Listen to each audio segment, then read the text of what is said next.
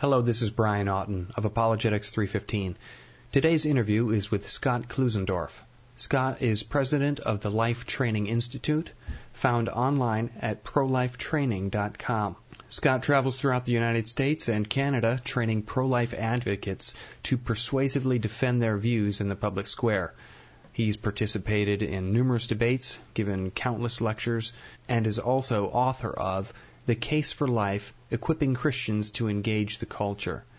The goal of this interview today is to look at some of the essential elements of the pro-life position, answer some of the common arguments from the pro-choice position, and look at how Christians can be better equipped to make a strong, positive case for life. Thanks for joining me today, Scott. Brian, great to be with you on Apologetics 315. Now, as I mentioned in the intro, you're president of the Life Training Institute, which helps educate people about the pro-life message. Now, could you tell me just a bit about yourself and the vision that you have behind the Life Training Institute?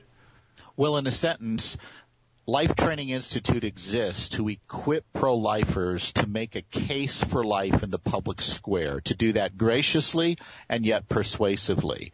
My own journey to this work began in 1990 when I was functioning as an associate pastor at a church in Southern California, and I went to a pro-life gathering that was supposed to have at it up to 100 pastors.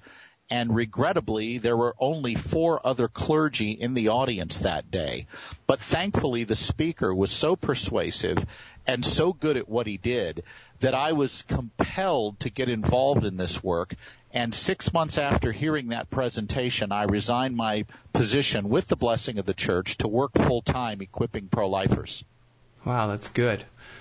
Now, in today's interview, I have a whole number of questions I'd like to ask you, but before we start delving into the subject of abortion and the pro-life position, I just want us to define our terms. Before we get into it, what do we mean when we say abortion?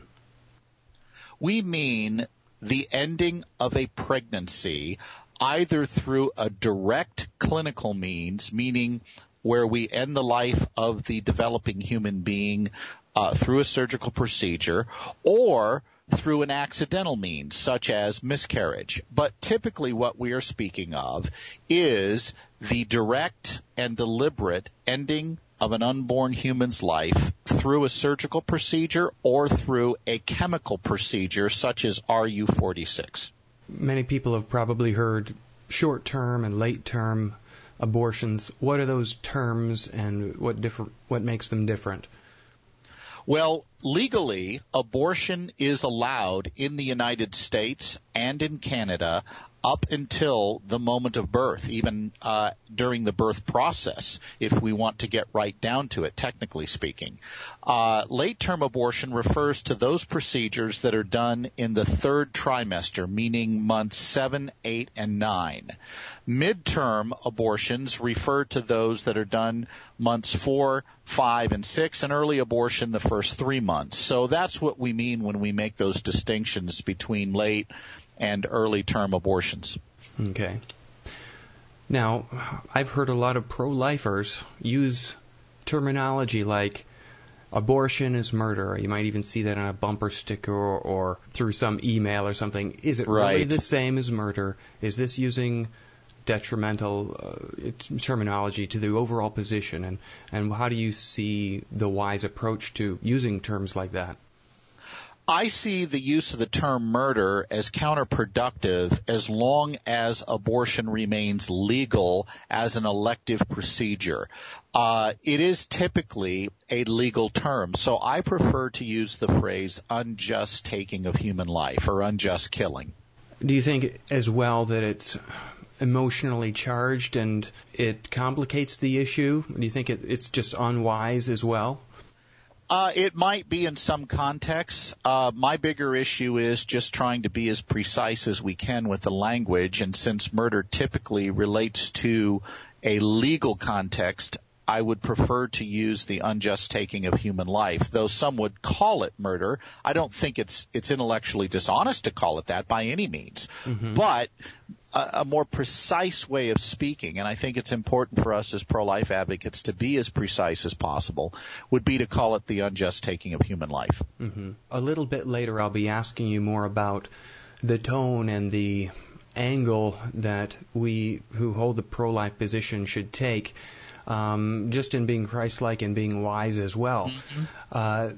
But first, I want to ask you some of the core elements of the pro-life position, and then I'll be throwing some pro-choice arguments at that position and see how your position responds to that. And then, like I said, later we'll talk about how Christians can be better equipped to answering some of these emotional and extremely relevant issues. So, what do you see as the issue that's being defended on the pro-life position over and against the pro-choice position? Pro-lifers argue, Brian, that elective abortion, meaning those abortions that are not done for medical necessity, elective abortion unjustly takes the life of a developing human being. What's killed is not something different from a human being. What's killed is a distinct, living, and whole member of the human species. Sure, that being has yet to grow and mature, but the kind of thing it is not in dispute. The science of embryology establishes that from the very beginning, each one of us was a distinct, living, whole member of the human family. We just were different from more mature members of the species in terms of our size, our development, and our location. Are there particulars historically that Christians or pro-lifers should be aware of? I know we just came up on the anniversary of Roe versus Wade, but tell us any particular historical elements that should be noted and where you see the overall debate right now in America, at least. The two big things to be aware of are Supreme Court decisions that happened in the United States and in Canada. That framed the debate in North America. In the United States, the Supreme Court case of Roe versus Wade and the Supreme Court case of Doe v. Bolton, which were both handed down simultaneously, defined both the legality of abortion and what the states can do to restrict it. In Roe versus Wade, the court said that the state may restrict abortions in the third trimester of pregnancy if and only if those restrictions do not interfere with a woman's so-called health, and I put health in quote marks. In Doe versus Bolton, the court went on to define health so broadly you could drive a Mack truck through it. And so what we end up with is that for all practical purposes, abortion remains legal through all 9 months of pregnancy, even in the third trimester, because of that health exception. In Canada, the date to keep in mind is 1988, where the Supreme Court of Canada, in the infamous Morgentaler decision, declared essentially that abortion must remain legal up until the moment of birth. However, if Parliament chose to legislate on the matter, it could. Now, there's the difference between the Canadian and American court cases. In the American court case, the courts co-opted the issue from the legislative and executive branches. In Canada, the court stepped into a vacuum where there was no legislative agenda and dictated its own policy, and up to this point, Parliament has refused to do anything different than what the courts have done. In the United Kingdom, the important date to remember is 1967, and the Abortion Act of 1967 was passed at that time, and at the time it was one of the most liberal laws regarding abortion in all of Europe. Northern Ireland, though, is somewhat different in that, though that law technically should apply, of course, you've had a greater resistance in Ireland overall due to the heavy Catholic influence. Okay, well, I think that's helpful. Now, thinking about this issue, how should we as Christians think about it? Is this a medical issue? Is this a social issue? Is this a political issue? Is this a religious issue? I mean, a moral issue? Is the woman's issue? I can imagine all these categories where people are going to try to place the abortion issue. What is the right category or categories that we should be thinking about it? It is a moral issue with a political application, with a theological foundation, and a behavioral requirement. The moral issue is simply this: it's wrong to take innocent human life without justification. Elective abortion is the taking of human life without justification. Therefore, elective abortion is a moral wrong. That's the simple moral argument. So it definitely has a moral dimension. It also, though, has a political one. If elective abortion is the unjust killing of human beings, then we should pass laws to protect the unborn, just the way we did when we passed laws to protect slaves from being unjustly killed and harmed.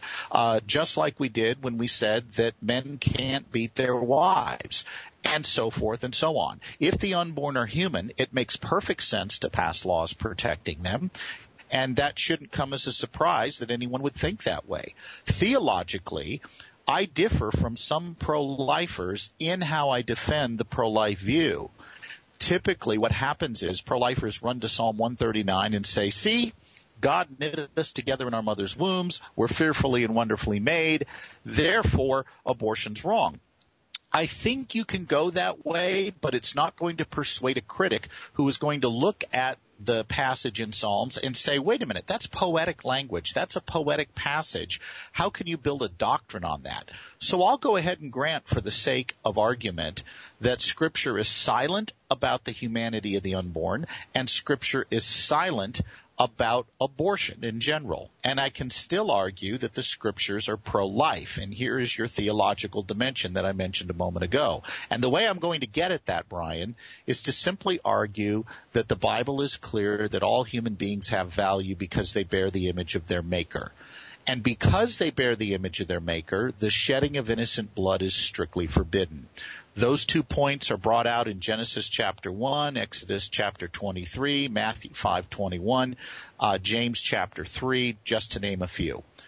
If then the unborn are human, and the facts of science make clear that they are, then the same passages of Scripture that say it's wrong to shed innocent blood in other contexts would apply to the unborn as well. So there's the theological dimension.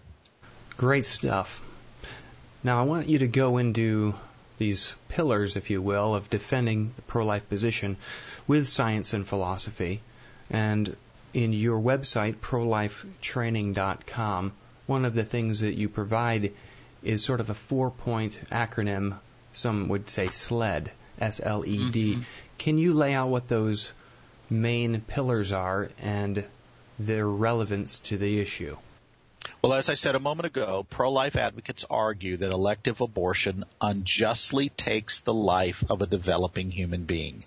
And we defend that claim using science and philosophy. We use science to determine what kind of thing the unborn is, and we use philosophy to show that there's no relevant difference between the embryos we once were and the adults we are today that would justify killing us at that earlier stage of development. Scientifically, as I mentioned just moments ago, embryology textbooks worldwide indicate that from the very beginning, you and I were distinct, living, whole human beings. You can't see that I'm doing this right now, Brian, but at the moment I'm picking cells off the back of my hand. These cells, which we call somatic cells, contain my entire DNA encoding. But you don't think I just committed mass murder by sending a couple of hundred of those puppies hurling to their deaths on the floor in front of me. And the reason is, you know, that these cells, though they contain my DNA encoding, are merely part of a larger human being, me. They are not distinct whole living organisms the way that you were when you were an embryo, the way I was when I was an embryo.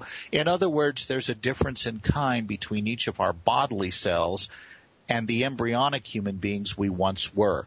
That's what science teaches us. That's what the science of embryology lays down for us. Philosophically, we argue, using that SLED acronym that you mentioned a moment ago, that there's no difference between that embryo we once were and the adults we are today, that would justify killing us at that earlier stage of development. And as Stephen Schwartz points out, the differences between that embryo and the adult that you are today are one of size, level of development, environment, and degree of dependency. Think of the acronym SLED, and you'll remember those four differences. Size, yeah, you were smaller as an embryo, but since when does body size determine the rights that you have? Shaquille O'Neal, the 7'2" basketball star with the Boston Celtics, is a foot taller than I am, but he doesn't have a greater right to life simply because he's bigger. Level of development, sure, we were less developed as embryos, but since when, as a matter of principle, does that mean we can kill you? 2-year-old girls are less developed than 20-year-old young women. We don't think, though, that the 2-year-old girl has less of a right to life simply because she can't function at the level that the 20-year-old can. Level of, size, level of development. What about environment, where you're located? There's your E in that SLED acronym. You were once in the womb, now you're out. But since when does where you are determine what you are? When you walked from your living room into the studio to do this interview, you changed location, but you didn't stop being you. When I jump on an airplane and fly from Atlanta to London's Heathrow Airport, I get off the plane, I'm in a new location, but I'm the same being as I was when I left Atlanta. If that's true, how does a journey of 8 inches down the birth canal suddenly change me from non-human, non-valuable thing that we can kill to valuable human being that we can't kill? And the answer is, if I wasn't already human and valuable, I'm not going to get there by changing my address. And then finally, degree of dependency. Yes, we depended on our mother for survival, but since when does dependency on another human being mean we can kill you? Conjoined twins depend on each other for survival, and unless one of the twins is killing its partner, we don't go ahead and slit the throats of both twins simply because they can't live independent of each other. Size, level of development, environment, degree of dependency. Think SLED. Those are the only 4 differences between that embryo you once were and the adult you are today. And the pro-lifer would argue that not one of those 4 differences justifies killing you at that earlier stage.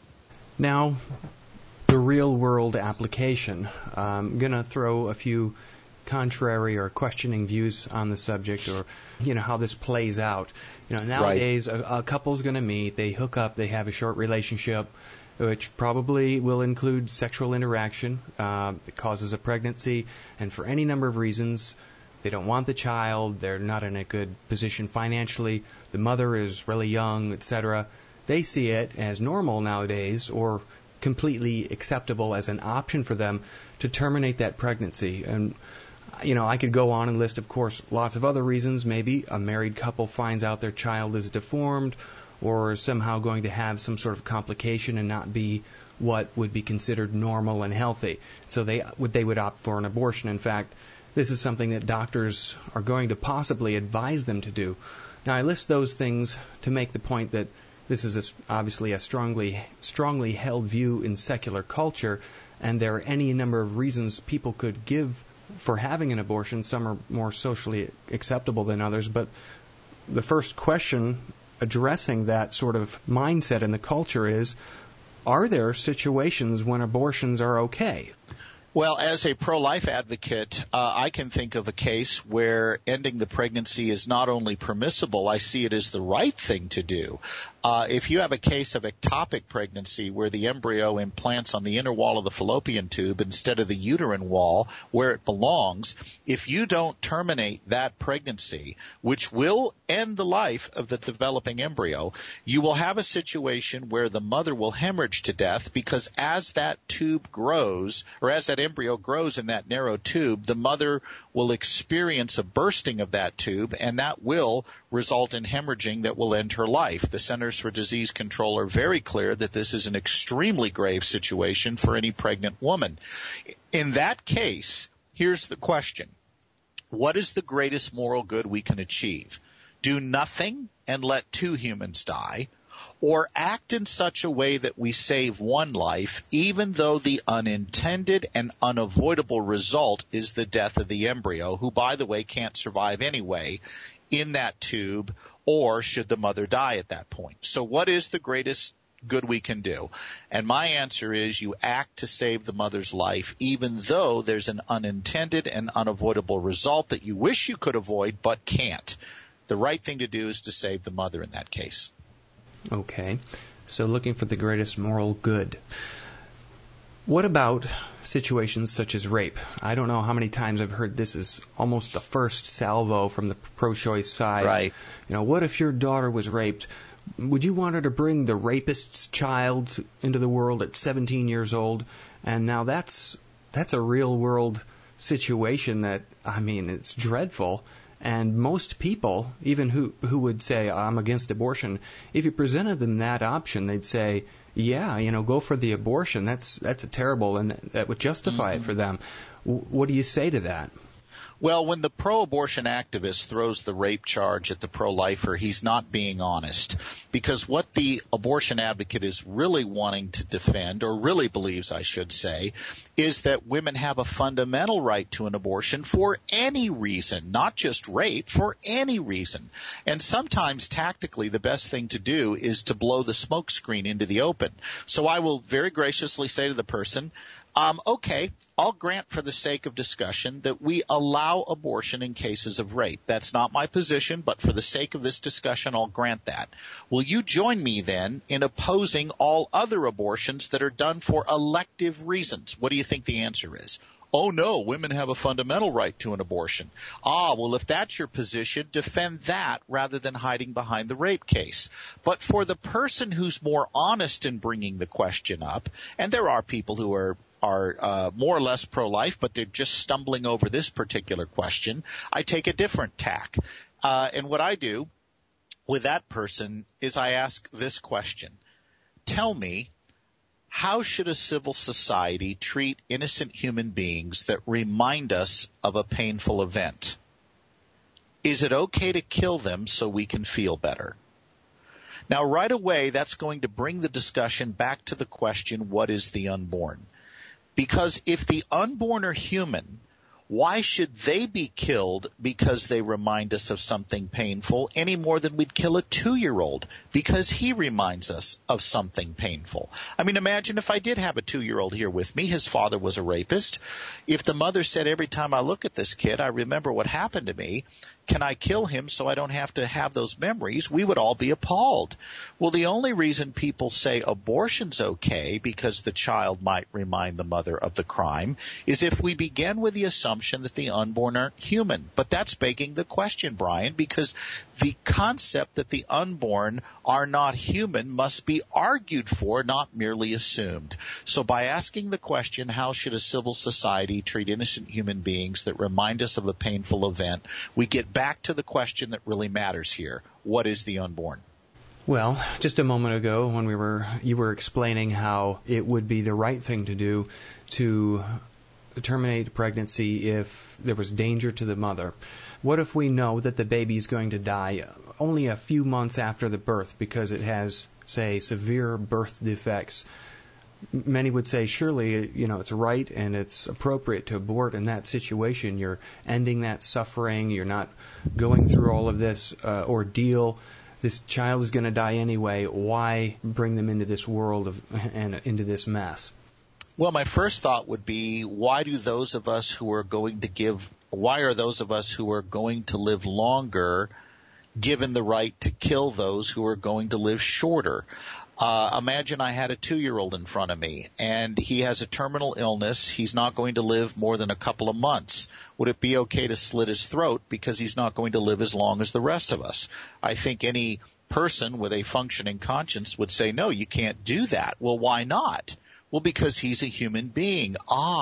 Then if the unborn are human, like that disabled 2-year-old I just mentioned, the unborn shouldn't be killed because they have disabilities, even fatal disabilities, any more than we'd kill a 2-year-old who had a debilitating illness that would result in death.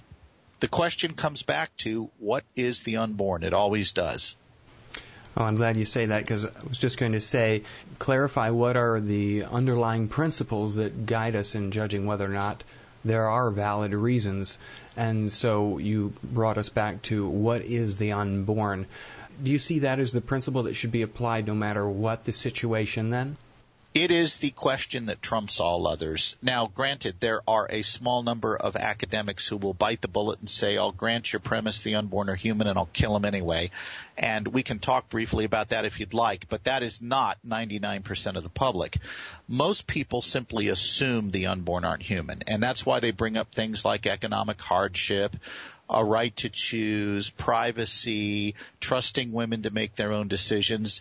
These are reasons they would never give for killing a toddler, but they do give them for killing the unborn because they assume without argument that the unborn aren't human. Therefore, the first job of the pro-life advocate, the pro-life apologist, is to clarify the question, what is the unborn? That question has to be answered in front of all others. Okay, so I'll ask you another question, a real common one. And so for sake of pro-life training, walk us through, don't just give me the answer that you would give, but walk our listeners through how you would reason about it in your mind and then how you would respond. So the common objection might be, hey, you're taking away the choice of the mother. This is my body. You can't tell me what to do with it. I have rights here. Right. Well, the first thing you do when someone says, I have a right to choose, make them define what choice they have in mind. It sounds very nice and sanitary to say pro-choice. I have a right to choose. Really? Well, choose what? Do I have a right to cut a toddler up into pieces for fun? Most people would say, no, you can't do that. Well, why not? Because he's a human being. Then if the unborn are human, like that toddler, should we have a choice to kill them simply because they're in the way of something we want? You see, again, we're back to that question, what is the unborn? That's the one that has to be answered. Look, I'm vigorously pro-choice on women choosing their own husbands, choosing their own careers, choosing the clothes they wish to purchase, the cars they wish to drive, the men they wish to marry, the pets they wish to own, the countries they want to live in. I'm pro-choice on all those kinds of questions. But, Brian, some choices are wrong, like killing defenseless human beings simply because they're in the way of something we want. So we first clarify what choice do you have in mind. Then we expose the fact that the person making the claim is assuming the unborn aren't human. They haven't argued for it. They're just assuming for it. And then only after that do we go on to make the case that the unborn are distinct, living, and whole human beings like you and me. Some people, I can imagine, would acknowledge, yes, this is a human, but this is not the same kind of human we're thinking of when you think about you and me. We have developed brains. We can feel pain. We know when things are happening to us. But this is just a blob of cells. Call it a human if you want. Call it having DNA if you want. But that blob of cells is just growing inside my body. It's not going to feel anything if we abort that fetus when it's just microscopic. There's not going to be any pain. There's not going to be any harm. That, to me, seems like what you're going to hear from a lot of people. What do you say to this sort of shifting of what the unborn is? Well, as Greg Kokel points out, sometimes the best thing to do is to ask a good question, and that alone can diffuse the situation. When someone says to me, the embryo's just a blob of tissue, I'll say, well, what do you mean by that? Chances are they have no idea what they're talking about. Here's the difference scientifically. And obviously the person who claims the unborn are just blobs of tissue doesn't know what they're talking about scientifically. The embryo, unlike just a clump of cells, functions in a coordinated manner. In other words, every one of the cells in the embryo functions in a way that is designed to promote the overall health and growth of the whole. Random groups of cells on their own are not whole living organisms. That's the difference between the embryo, which is a living, distinct, organized being, and a cell that is not. But when the person says to me, well, the embryo can't feel pain, it's not self-aware, Instead of arguing that unborn babies can feel pain and are self-aware, the better approach is to say to the person, tell me why self-awareness or feeling pain is what gives us value in the first place. In other words, you need to defend your claim that those things are value-giving. And too often, Brian, as Christians, we assume a burden of proof when we shouldn't. When someone says to me, embryos aren't self-aware, therefore we can kill them, the first words out of my mouth are, you tell me why self-awareness is decisive in not having, say, a belly button that points out rather than in. They're just making a raw, arbitrary assertion with nothing offered in defense of it. By the way, if self-awareness is what gives us value, we have a real problem. Newborns are not self-aware. Does that mean we can kill them? Abraham Lincoln very aptly pointed out when he would defend the rights of slaves that any argument used to justify dehumanizing a slave worked equally well to dehumanize many whites. For example, to paraphrase Lincoln, if you say that it is skin color that gives us value, meaning the lighter-skinned man has a right to enslave the darker-skinned man, take care, Lincoln said, because by that rule you're a slave to the first person you meet with skin fairer than your own. If we claim it's intellect that gives the white man the right to enslave the dark man, take care again, because by that rule you're a slave to the first person you meet with an intellect superior to your own. By the same token, if self-awareness is what gives us value, those of us who have more of it are more human and have a greater right to life than those who have less. You can't just limit it to beings before they are born. All right, well, let's grant that from the pro-choice position, they would want to take this line in their stand against pro-life arguments. They'll say, if you think those few little cells are a person, then they might bring up a moral dilemma. I think of one that came up called the trolley experiment, where you have to decide who gets hit by the trolley. There's one man on one side of the tracks, and you have a choice whether the train is going to hit them, or on the other side of the tracks you can make the train go down there and hit the 1,000 frozen embryos. Now, is this a confusion of the issue with more false underlying assumptions, or is there merit in this objection, or is the issue a bit more nuanced? Well, it's actually, that example is rarely used, and if you don't mind, let me give you the one you're more likely to hear on the street. Great. It's similar but different. Here's what it is. It's known as the burning research lab example. In this case, you're asked to decide who are you going to save, and this dilemma is used to justify killing embryos for embryonic stem cell research, and here's how it's set up. You are in a burning research lab. You've got to get out immediately. In one corner is a newborn baby. In the other corner is a vial full of frozen embryos. You only have time to save one, the embryos or the baby. Which are you going to choose? And because nearly everyone is going to say, well, I'm going to choose the newborn, the critic of the pro-life view then comes back and says, well, there you go. See, even you don't believe these embryos are fully human because look who you chose to save. All right? So that's the dilemma that's put to the pro-lifer. Couple of things about that. First of all, suppose a building is on fire and I have to choose between saving you and 20 of your best friends or my own daughter who's on the other side of the room. Guess who's going to be toast, Brian? I am. Yeah, that's correct. You are. Now, does it follow that because I chose to save my own daughter first or only, that those I left behind are not human? Clearly it does not. If I save my own daughter first and leave everyone else behind, that says nothing about the humanity of those I leave behind.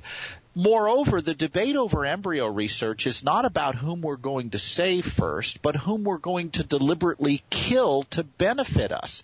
Therefore, the burning lab research example really doesn't fit. It's a misapplied analogy because embryonic stem cell research is about who we deliberately kill, not who we choose to save. Another thing to keep in mind here, why is it that this is a dilemma in the first place? The only reason it's a dilemma at all is because both the embryos and the newborn have value.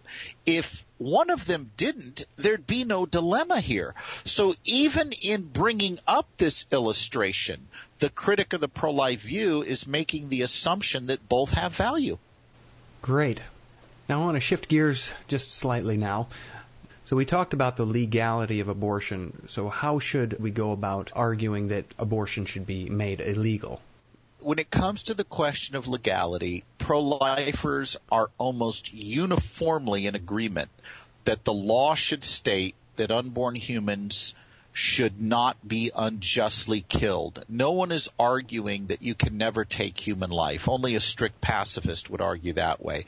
What pro-lifers argue is the law should prevent the unjust taking of human life. But pro-life lawmakers have traditionally viewed women who have abortions as a second victim. Now, I'm not sure we should do that because I think that diminishes the moral decision-making of the woman, and it treats her as this victim who was incapable of thinking clearly. Look, I think we need to hold people responsible for the decisions they make and assume that they're not innocent bystanders who acted out of complete ignorance. Now, of course, there will be those who will come along and say, so what do you want to do? You want to just prosecute women and throw them in the gas chambers for committing murder? Well, that's an attempt to poison the well.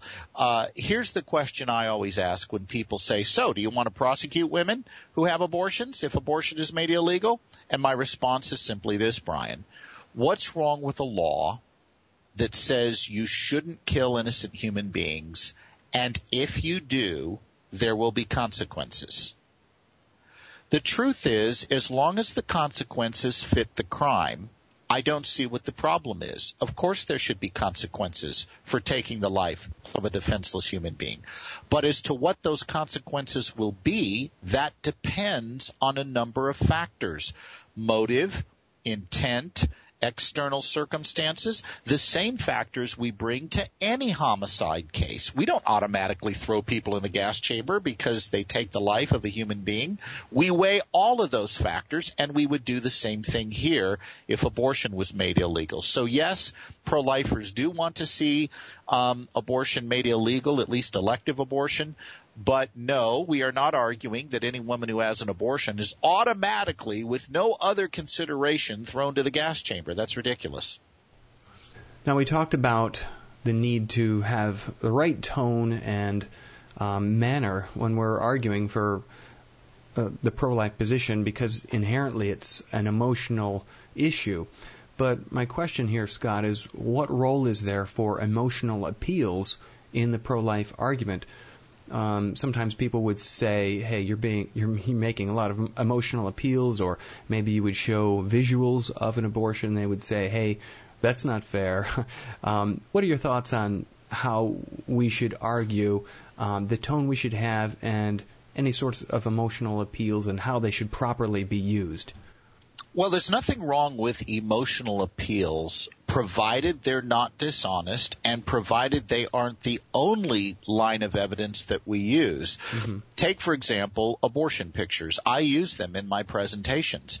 Now, I don't use the pictures in place of good arguments. I use the pictures as valuable adjuncts to good arguments. And by the way, there's a sound academic tradition for doing just that. I challenge anyone to go to a lecture at a graduate level institution on the Vietnam War and not see the professor present images of children running naked from a village that's just been accidentally napalmed.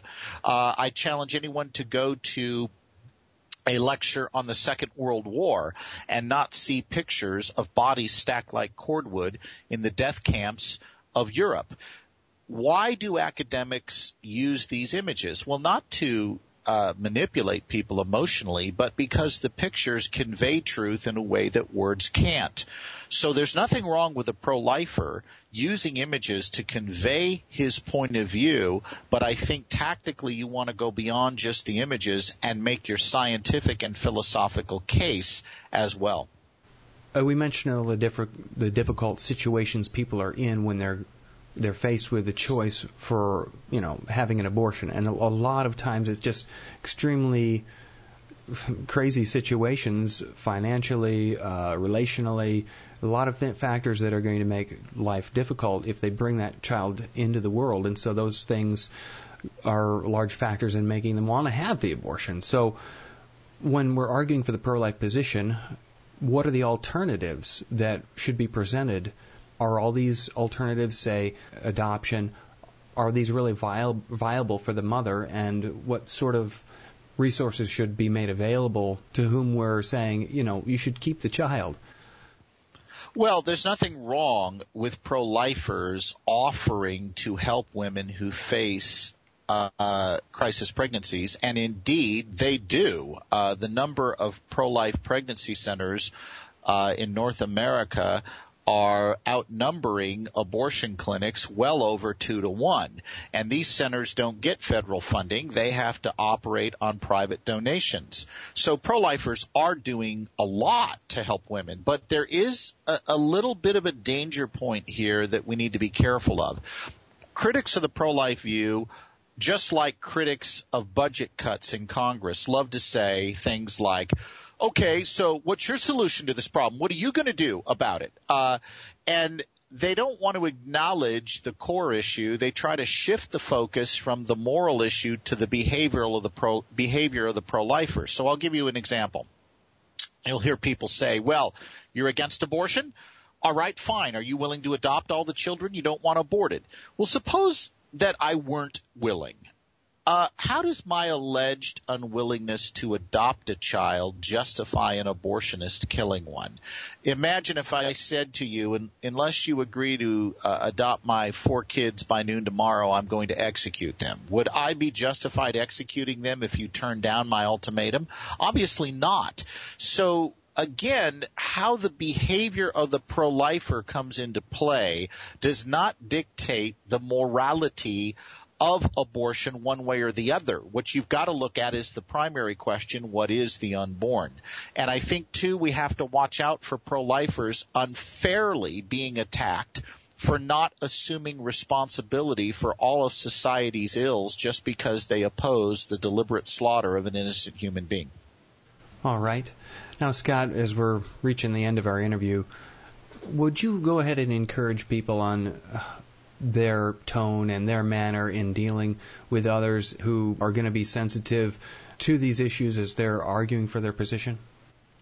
I think we need to do 2 things. Number one, we need to be gracious ambassadors. We need to make our case charitably. We need to do it with a smile on our face, and we need to do it in a non-belligerent way.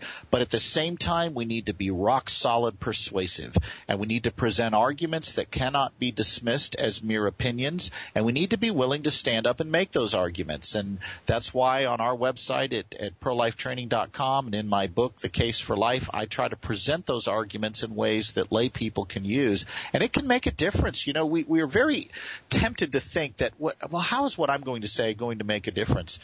I got news for you. It makes a huge difference. I spoke to 1,800 college students at a conference on Sunday in Washington, D.C., and in an hour-long presentation to those students, I gave them the scientific and philosophic defense of the pro-life view. They ate it up, and I'm already getting emails from students saying, we're using this and it's making a difference. So don't think that you can't make a difference simply because you don't have time to lay out a momentous case. Just using the science and that SLED acronym I gave you can make a huge difference. Well, Scott, I want to point everybody over to your website, prolifetraining.com, but can you just let them know what sort of resources are there for them to get equipped and maybe how you can bring more training their way? Well, I would go to our website, again, prolifetraining.com, and the first thing I would do would be to click on the Resources tab at the top of the web page and select the article, How to Defend Your Pro-Life View in 5 minutes or Less. And it will cover the scientific evidence I gave as well as that SLED acronym for everyone. just that article would be a great starting point. And then at the same time, you'll notice under the resources tab that we have a number of articles there under the 5-Minute Pro-Lifer. These are articles that can be read and understood in 5 minutes or less. And some of my more fuller treatment of subjects is presented below that. So I would go right to prolifetraining.com, click on the resources tab, and choose the articles option, and you'll get those resources I just mentioned. Well, Scott, I really appreciate your ministry. I know it's impacting lives more than we know. So thank you so much for taking the time to speak with me today. Brian, you are welcome. It was a joy, and let's do it again. I've been speaking with Scott Klusendorf, president of the Life Training Institute, found online at prolifetraining.com. Check out all of his resources at today's blog post at Apologetics315. And if you've enjoyed this interview, please share it with others through Facebook or Twitter. This is Brian Auten of Apologetics315, and thanks for listening.